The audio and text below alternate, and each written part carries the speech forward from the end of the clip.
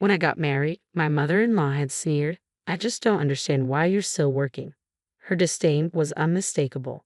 A woman's place is at home with her children.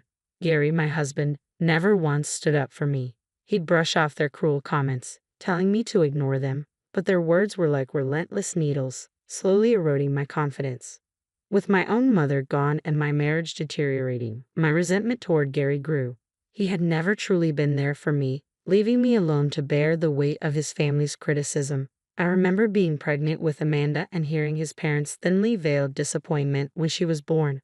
"Next time, make sure it's a boy," they said, hardly bothering to mask their dissatisfaction. It hurt deeply to watch my daughter face such blatant favoritism. Now, Gary wanted to use my inheritance to move us closer to his parents, pulling us even further into their toxic world. The idea was infuriating, and I knew I wouldn't let that happen. Sitting alone in the quiet, surrounded by my mother's things, I started forming a plan. I would no longer be a passive observer in my own life. I would fight back, not just for myself, but for my children. Over the next few days, I gathered every document I could find, preparing for the legal battle ahead. My lawyer, a sharp-witted woman named Ms. Kathleen, reassured me. "We have a strong case, Denise," she said confidently. The battle lines were drawn. For the sake of my dignity and my children's future, I would stand my ground. Then one evening, while sorting through my mother's belongings, I discovered an old, dusty envelope tucked away in a drawer.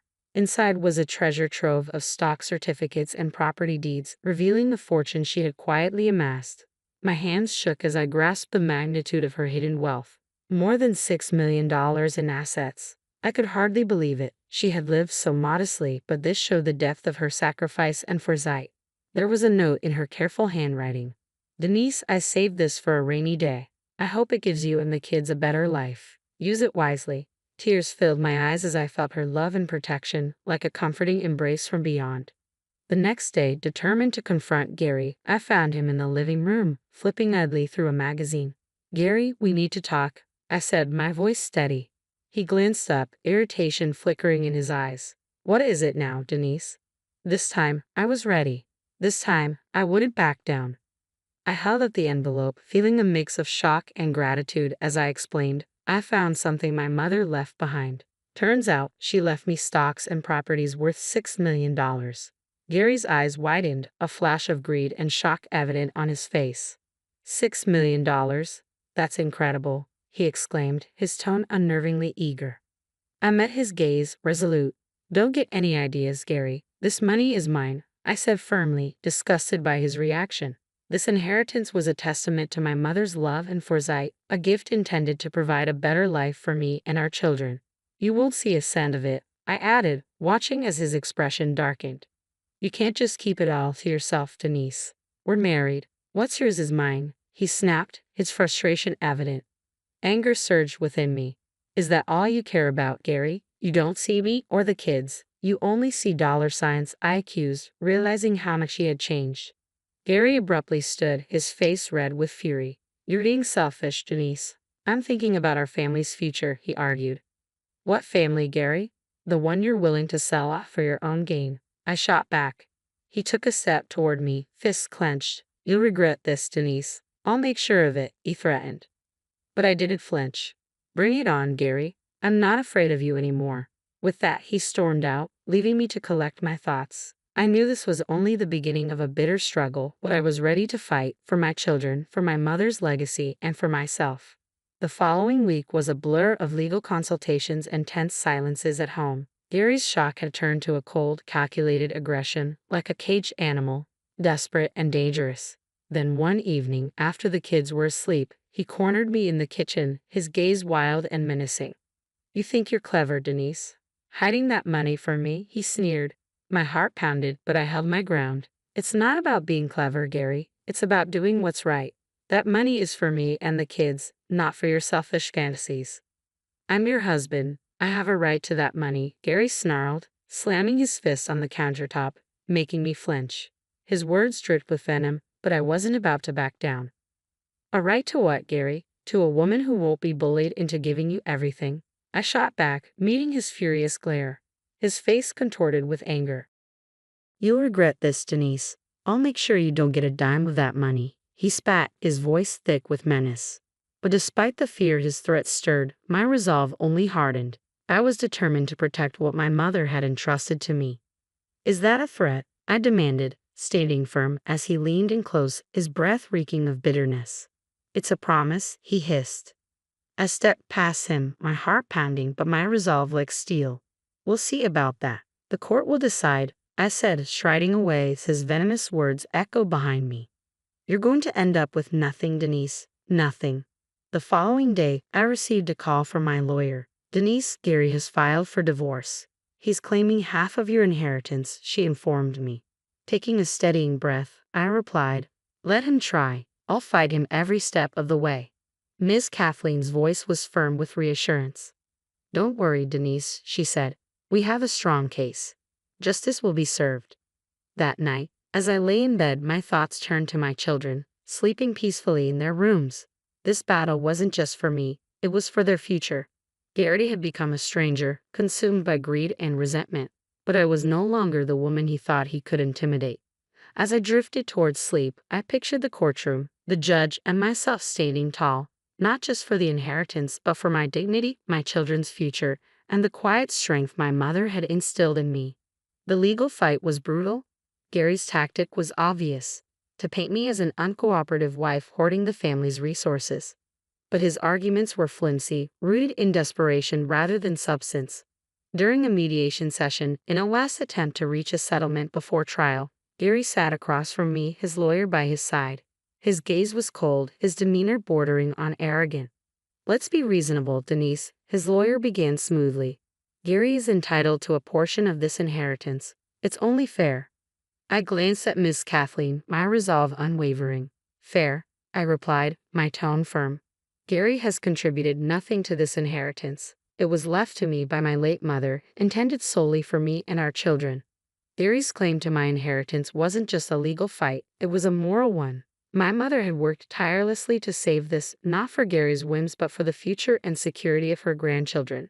This inheritance wasn't just money, it was her legacy. I was prepared to defend it with everything I had.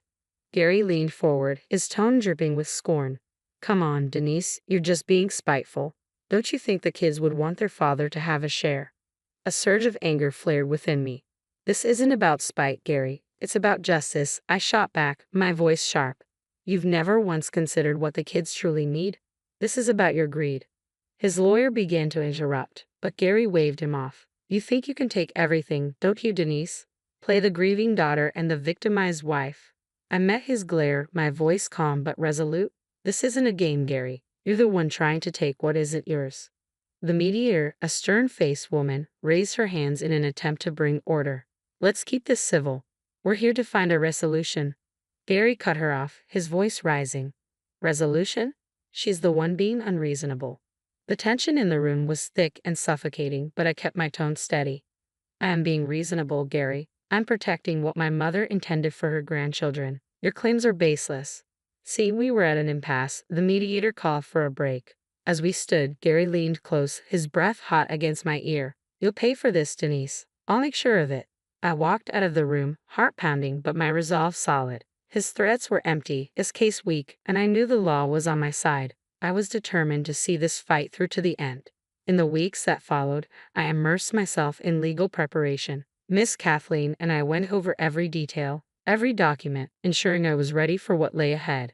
The children stayed with my sister, shielded from the turmoil. I missed them dearly, but I knew this battle was as much for their future as it was for mine. Finally, the day of the hearing arrived. Standing in the courtroom, I felt a surge of strength, prepared to defend my mother's legacy. I braced myself, prepared to face Gary and dismantle whatever twisted story he intended to tell. This was the moment of truth, and I was ready to defend my mother's legacy and secure my children's future. I steeled myself, channeling every ounce of strength into the fight ahead. The courtroom became a battleground where words served as weapons. Gary's attorney painted him as a wronged husband unjustly denied his share. But under Miss Kathleen's skillful cross-examination, his arguments crumbled like a fragile house of cards. During a recess, Gary confronted me in the hallway, fury twisting his face. You're ruining everything, Denise, he snarled. Do you really think you're going to walk away with all that money?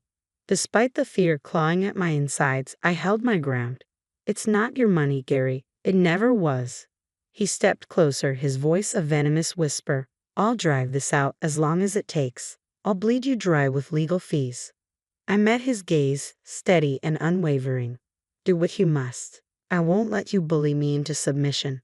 As we returned to the courtroom, I felt a surge of empowerment. Gary's threats seemed hollow, his bravado masking desperation.